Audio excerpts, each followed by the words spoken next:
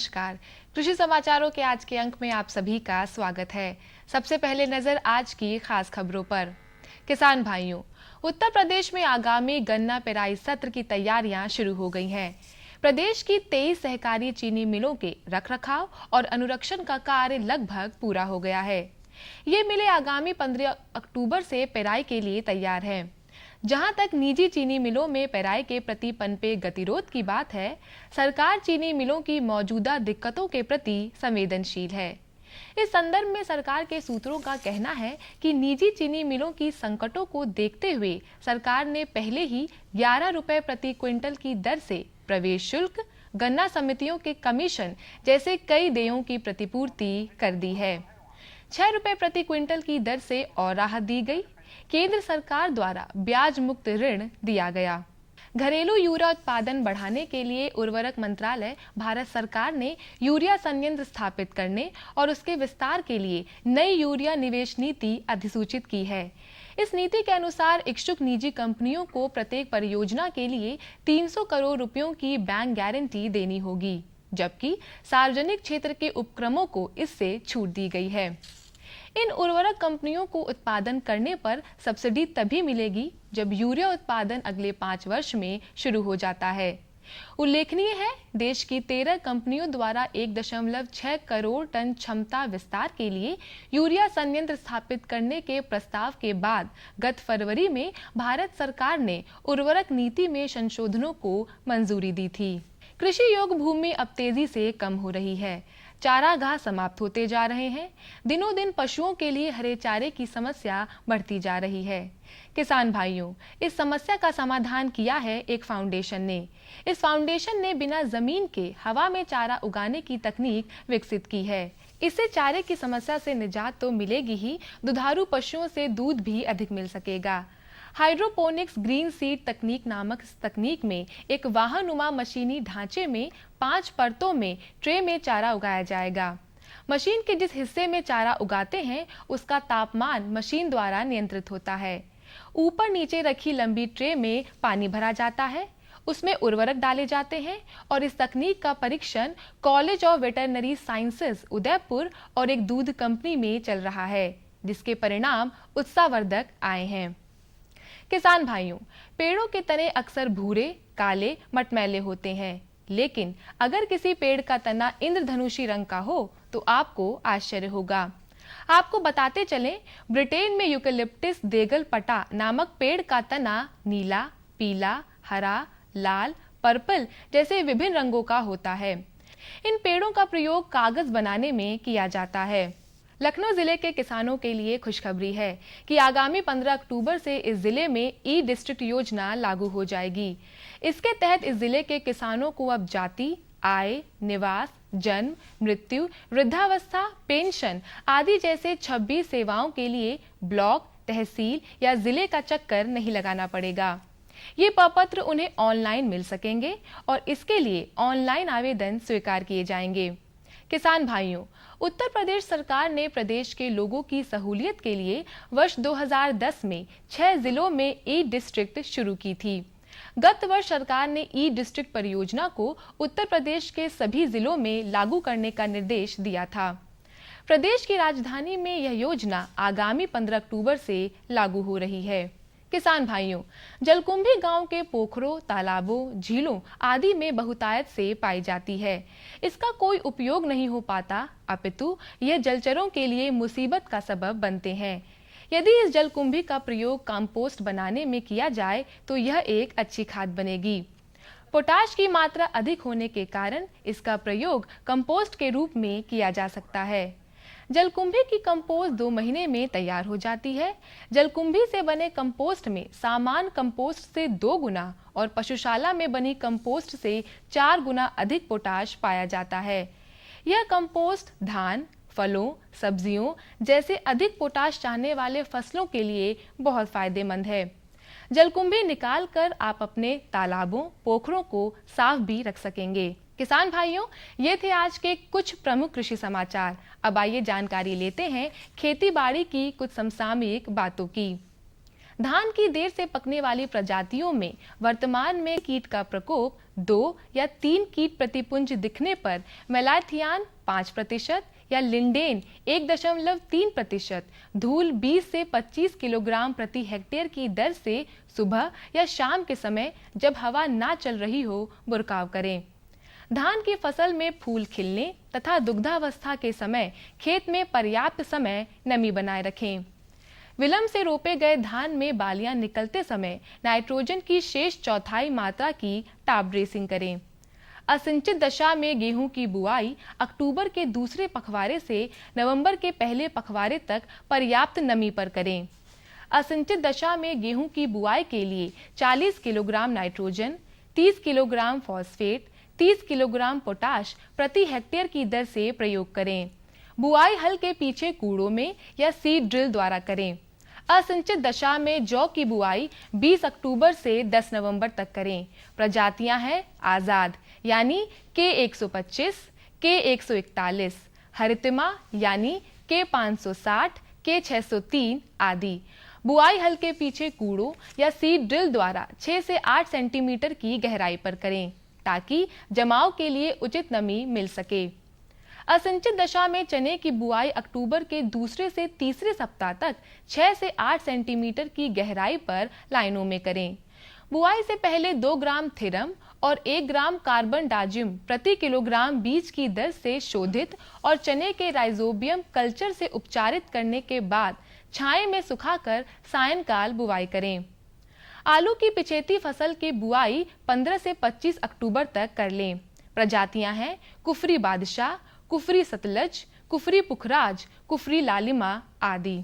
खेती बाड़ी की इन समसामयिक जानकारी के बाद आइए जानकारी लेते हैं कुछ प्रमुख मंडियों के ताजा औसत भावों की।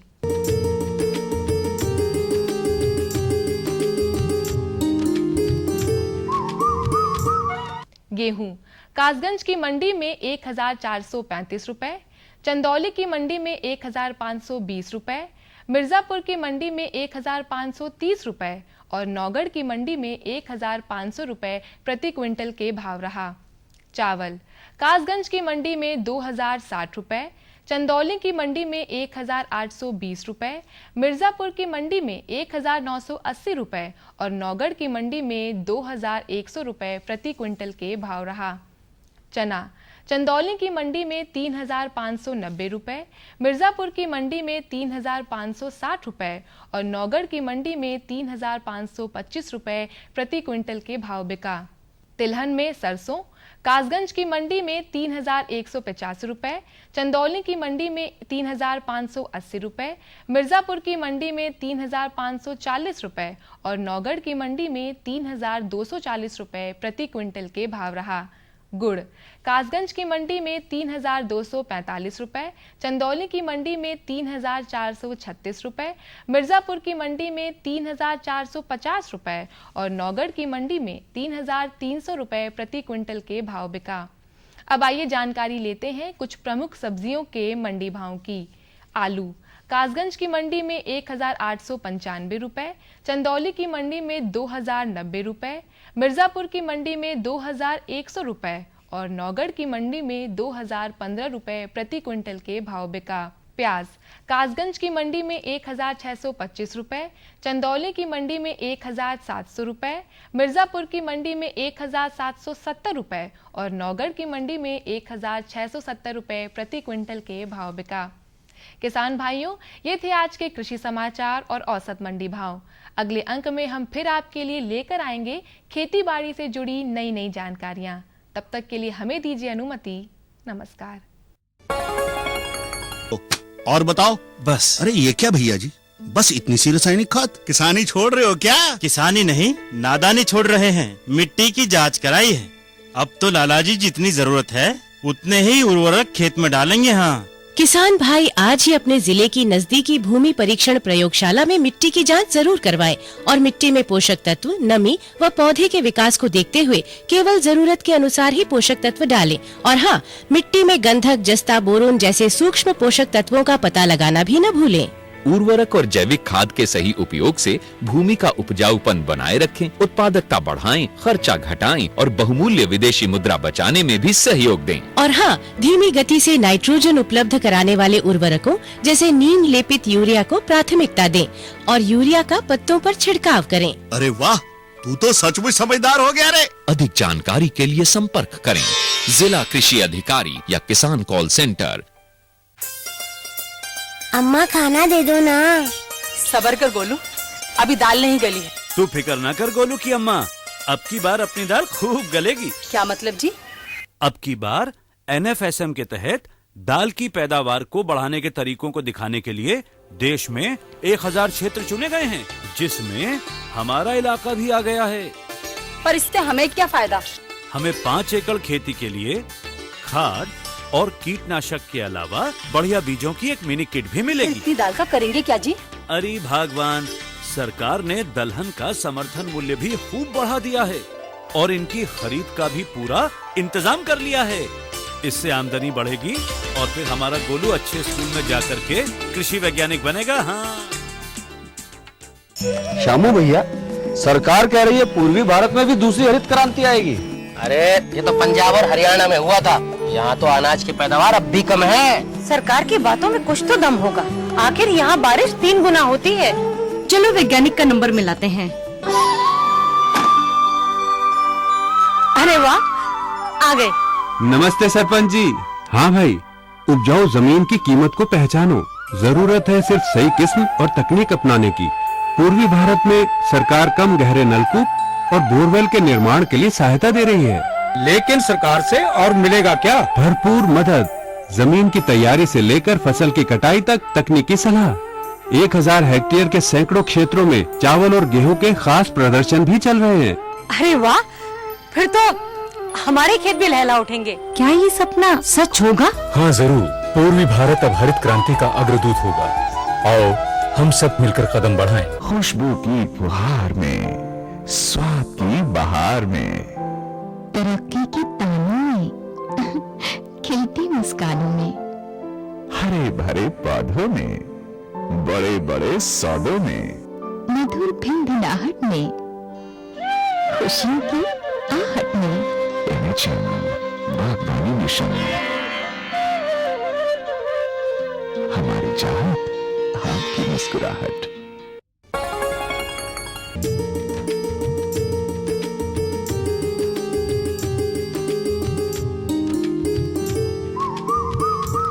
नमस्कार, कृषि समाचारों के बाद आप सभी किसान भाइयों का स्वागत है आपके अपने कार्यक्रम कृषि दर्शन में।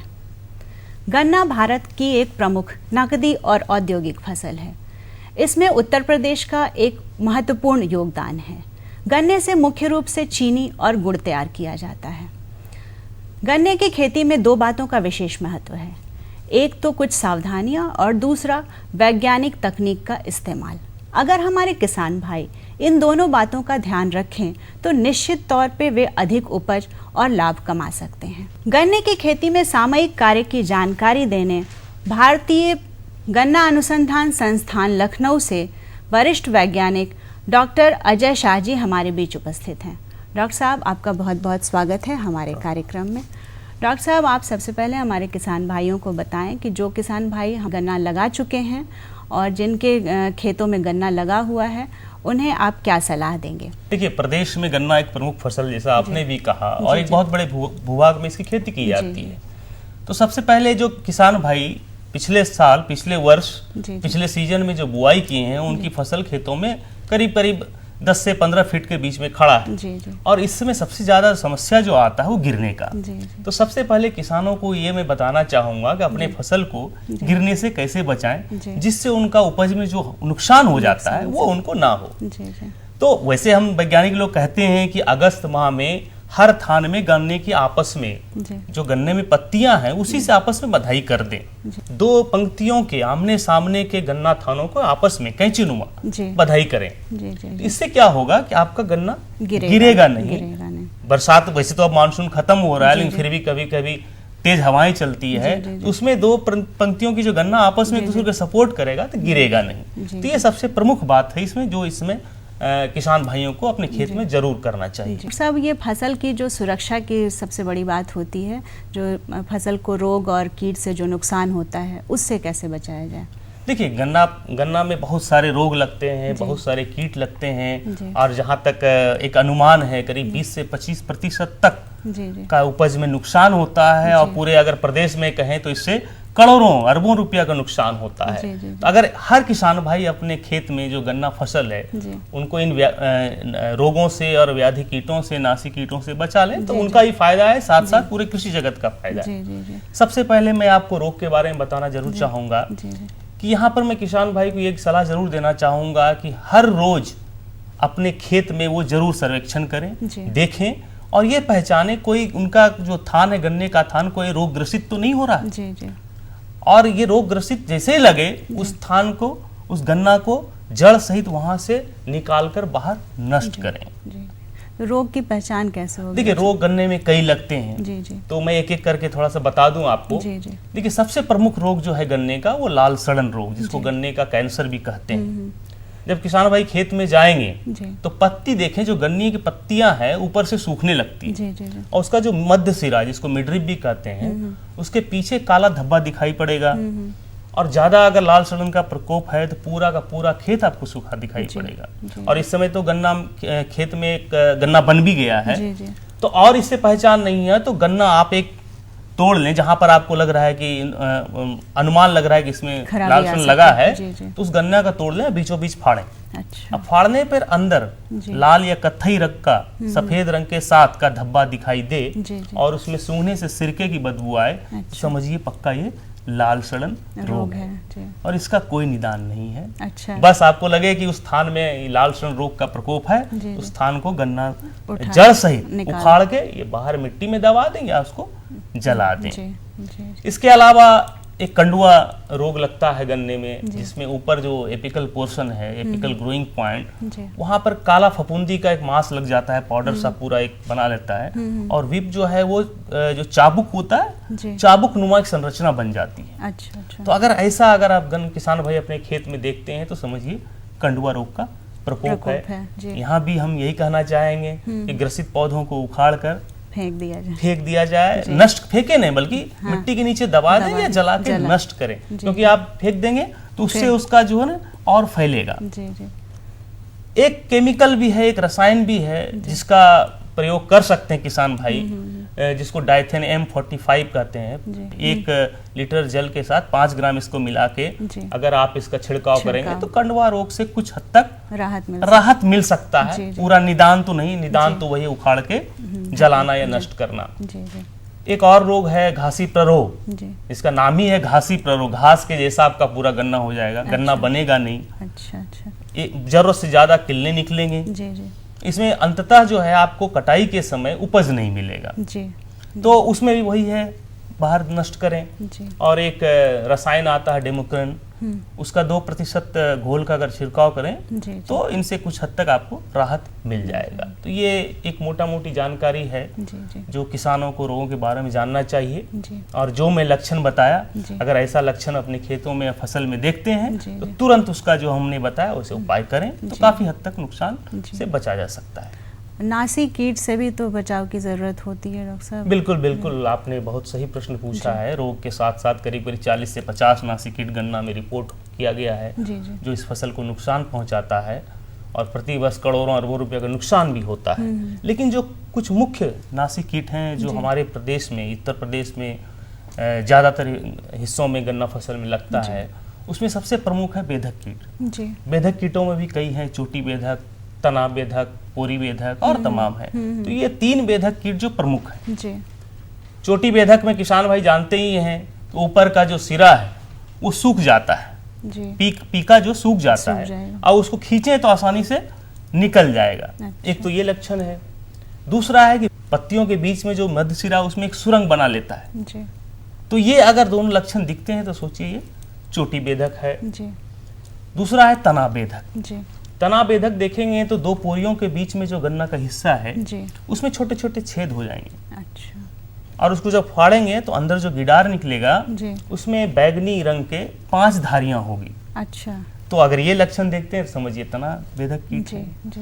एक जैसा मैंने बताया पोरी बेधक, पोरी का मतलब ये है इंटरनोड, दो गांठों के बीच का हिस्सा पोरी, ये पोरी बेधक। तो इसमें जो मुख्य पहचान है, तो जब आप देखें गन्ना के पत्तियों पर सफेद खरोंच जैसा निशान हो और जहाँ स्पिंडल पोर्शन होता है, जहाँ से पत्तियां निकलती हैं, हाँ टहनी स्टाक से सट के जो बाहर निकलती है उसको स्पिंडल पोर्शन कहते हैं। वहां पर देखेंगे कुछ छेद होंगे और उस छेद में गुलाबी रंग का मल जो कीट का एक्सक्रीटा होता है वो भरा होता है। तो अगर और गन्ना को फाड़ें तो उसमें जो गिडार निकलेगा उसमें भी धारियां होगी बैगनी रंग की, लेकिन 4 धारियां होगी और टूटी टूटी धारियां होगी।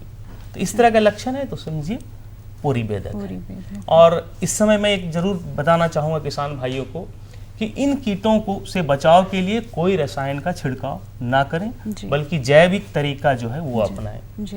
और जैविक तरीका में एक है ट्राइकोग्रामा जैपोनिकम, एक जैविक ऑर्गेनिज्म है, जैव माध्यम है, जिसका 50,000 अंडा युक्त ट्राइकोकार्ड अगर आप खेत में प्रति हेक्टेयर की दर से स्टेपल करें तो स्वतः जो बेधक कीटों के कीड़ा को ये खा लेगा और नुकसान से बच जाएगा। किसान भाई जो शरदकालीन बुआई के लिए सोच रहे हैं उन्हें आप क्या सलाह देना चाहेंगे?